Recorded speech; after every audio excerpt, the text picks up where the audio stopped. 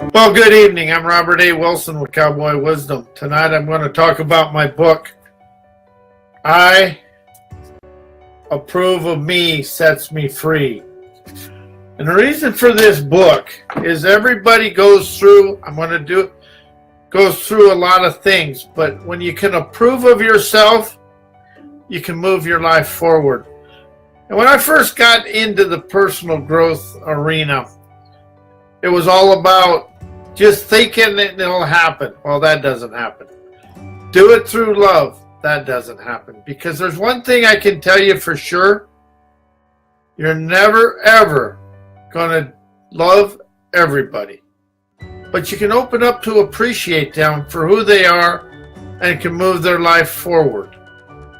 It's really about getting out of thinking about life to appreciate life, to understand that life is going to wheel and deal you unsavory, savory, and uninteresting experiences. But here's the thing, it's never about what you know. It isn't how smart you are. It's about how willing you are to experience life in a new way. And in this book, I Approve of Me, really set me on a journey about life, because when you can approve of yourself and be satisfied where you're at in life, you don't have to stay there, but it's a beginning to understand yourself, and that is where life really becomes never unknown, but it becomes a willing to experience the unknown, the unexplained, and unfathomable, because the world is unexplained and unfathomable, and it's wide open, but we get taught to stay inside society's trained ways. And I was there, I still am. You know, all the gurus say they're this, but in the end, we're all live to our limitations, whether we want to admit it or not. It's about understanding that we have the limitations, and we try to please other people, and we try to do the right thing, and sometimes the right thing turns out to go the other way. But it's not whether it goes the other way, it's how you deal with the experiences. But when you can approve of yourself, you can really begin to move your life forward. And in this book, the very first chapter is I Approve of Me Sets Me Free. Well, actually, it's the very last chapter. But anyway, and everybody has omnific talents, but I want to read you a little bit of what this book is about. And it's about really expanding out of everything you ever thought is going to happen to you. And it's also about having the gut spunk to unfunk your life, because we taught ourselves to be in the funk of life. We actually really did. And as I go through this, and I thumb through this trying to find the chapter that I should have had marked out, but anyway, it's really about being free from being inhibited, from being free from habits of trying to look at others, see what other people have. It's really when you can approve of yourself, you can get in the groove and move forward in life and really open up. Oh, here's one of my favorite ones in here. I'm a troublemaker, for God's sakes. I'm a troublemaker, for God's sakes, as I opened my eyes to grasp my founding fathers were called troublemakers by the King of England, for God's sake. So I instantly kicked the fake and bake out the door. Now I take my troublemaker fame to heart, fanning autonomous, majestic emancipation across the nation, sensationalizing. I'm a front runner, facilitator of my wily wit to expand the world by mirroring my founding father's foresight. Because I am a sovereign campaigner, for God's sakes, I unbridled my rebel rouser, go-getter to dart daring, audacious resolve, tantalizing, intra-ballsy to slam dunk the punks of poverty, to boldly show me I'm free to mirror my founding fathers, to stroll to an open new world. And when you start letting go and voyaging into yourself, and having the courage to walk into the stuff that you covered over from childhood till now, even past lives. But when you have the courage to walk through the emotions and the feelings that you covered because you didn't want anybody to know, well, people know through your demeanor, your aura, and your energy. So if you can go, when you decide and have the courage and show your gut spunk to walk through there and unthatch it, get out of the cactus patch and into the light of life. Be the night of light, because you're the one large and in charge of your life, and you're willing and open to doing this. And as I wrote, "Approve of Me Sets Me Free," that really expanded me into understanding we become silently enslaved to our paychecks, to other people, because we were taught to please others. But we're also didn't realize we encompass ancient anger. And that is something else that we do. If you look at the political climate and all the social life, not the technology and not the medical, but you look at that, we do a lot of things the same way our ancestors did. And that is something else that we have to open up. But when you can start approving of yourself, how does that feel? I approve of me sets me free. How do you feel when you say that? And also, how are we so busy trying to forgive people, live in the past, heal the past, do all this, that we become afraid of the now? How are we afraid of living and experiencing life right now? Because now is all we have. And as I opened up to this and I started writing and going through all my inner gunk, I discovered my life has basically been the same because I had the same reoccurring patterns, because I had the same energy and the same basically selfishness within myself. And I always wanted to be right and always this. And another thing I let go of is thinking I'm perfect, thinking the world's perfect, to understand there is no perfect in the world. All there is expansionism. Inside me, I see me free. And that's to feel resplendent, enterprising energy. Because we were never taught, we were never spiritually, we were never supposed to be entertained by others. We were supposed to be entrepreneurs expanding our own life. But we fall into the system, the economic system and all the system that society has for us. And as I do this, life becomes a mundane, and we get frustrated at life because we understand we encompass more talent than we're using and showing the world. And another chapter in this book, this one's one of my favorites. Dreams are my mistress. I now grasp the concept that my dreams are my mistress in the night, opening keen insight into my phenomenal psyche, unclasping the connection to my physical world, opens my clairvoyant clearness, brashly blasts my fearless rocketeer seer into the stratosphere of premier prowess, to adhere to my fortune teller foresight, ignites my frontier scout with the clout that unravels all doubt, so instantly let go of my fright to take flight of feisty, whimsical wit. Invigorating, gutsy, hell-raising, thunderous omnipotence captures the rapture of my life.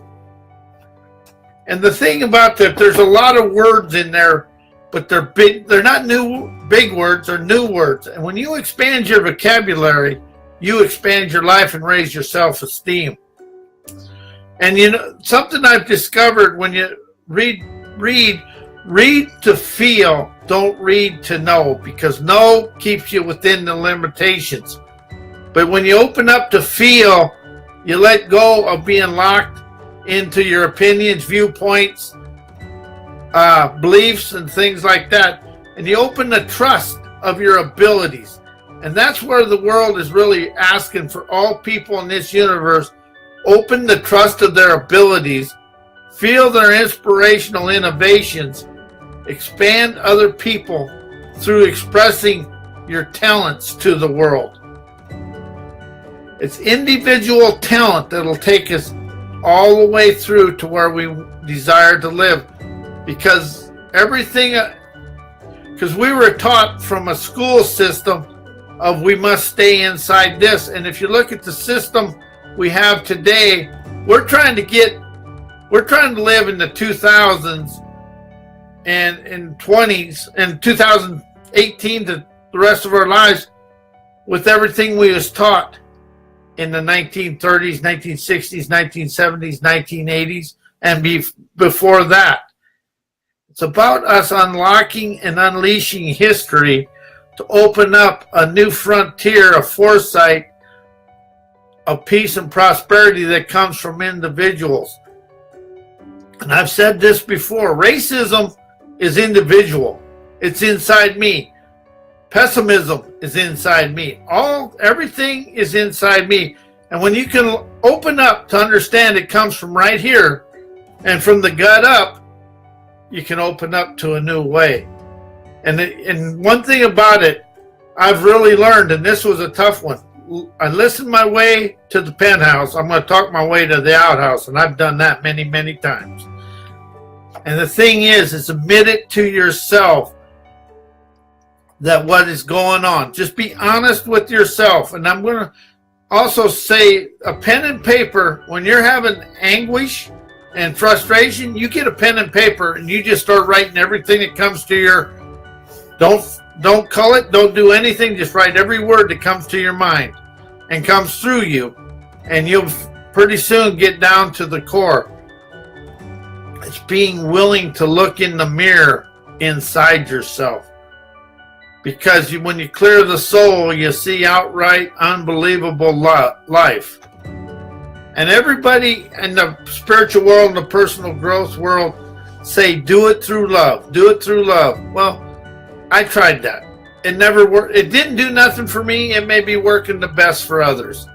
It wasn't until I got candid with myself and admitted, conceded, and then addressed, blessed, and confessed it to the world. That's what it is. The more you can release from inside you, the more you'll approve of yourself, appreciate yourself, and expand into loving yourself. Am I there? No. Is every day an experience to get better? Yes. But I do like who I am today. And that is something else that is really good. And I'm going to admit it to everybody on this ratio. I was a selfish brat. And there's nothing wrong with admitting it because I've let go of it. Am I still expanding out of it? Yes. See, the more, and another thing I let go of in personal growth is writing in the word you, because I don't know who you is. So when I started writing first person, I started clearing my inner self, and I cleared my heart to hear with my heart, to see with my soul, sensationalizing omniific utopian lure, because the world is more invisible, inaudible, and invincible when we listen. Every time I've gotten into an unsavory situation, I never listened to my deep inner self. And I now admit I've done that. And I really am in tune with my inner self. I am still improving on listening to my inner self. Because there's nobody perfect in this world. There is no silver bullet. There is nothing. No one guru is going to take anybody anywhere. It's a collective of everybody in the world that'll move us forward. But when I approve of me, sets me free, I let go of being addicted to my paycheck, which allowed me to expand into the infinity of wisdom. And that is something I admit, and I'm still pretty touchy with that paycheck. I still am a union electrician and a hypnotherapist and a published author, but electricity has helped me really understand the unknown, because electricity is the unknown and unseen. And another chapter in this book is I bared my heart and soul Today I bare my heart and soul to unclasp my unsaleable classiness, to speak my unconquerable truth, to admit I did it. I am the only one who can do it. I humbly admit I am the naysayer, the dream stealer, time stealer, seer, wizard, nobility, wealthy and successful and healthy cowboy in my life. And this spiritual horse, I ride this spiritual horse across the plains of the mundane to embellish this. I'm the only one listening and communicating tutor. I am the maestro magician of my divine destiny, teaching my trailblazer boldness, because I had the shameless brazenness to look at myself naked in the mirror. So now I enhance the world and all of its inhabitants with award-winning wisdom, because I revealed my healthy heart and cooperating soul to the universe. And that is where we come down to this. When we're willing to stop healing the past, forgiving people in the past, open up and appreciate the experience and appreciate the people, we give ourselves the visionary and the value of the situation. And that way you take the power away from them and empower yourself to expand through life. Anytime you say something about somebody in the past, you're giving your power away. I appreciate this person because he showed me how strong, or she showed me how strong I am. There is no such thing as heartbreak. Only thing that got broken was a control and selfishness, and that is for me anyway. Every time I got heartbroken, it was I trying to control the situation, but I was trying to control their life. So when you can let go of the control, dissolve being perfect, and realize you're imperfect for the journey to expand the world through your heart, soul, and gut gumption, and your brain power and brain prowess, the whole world expands. Thank you for being here. I am Robert A. Wilson with Cowboy Wisdom. My website is mycowboywisdom.com. My email is robert@mycowboywisdom.com. My books are available at howdiditeachmyselffear.com and amazon.com/author/Robert A. Wilson. And I want to thank everybody for being here. And I'm going to say good night. I will be here Thursday night at 6:30 p.m. Pacific Standard Time. And good night.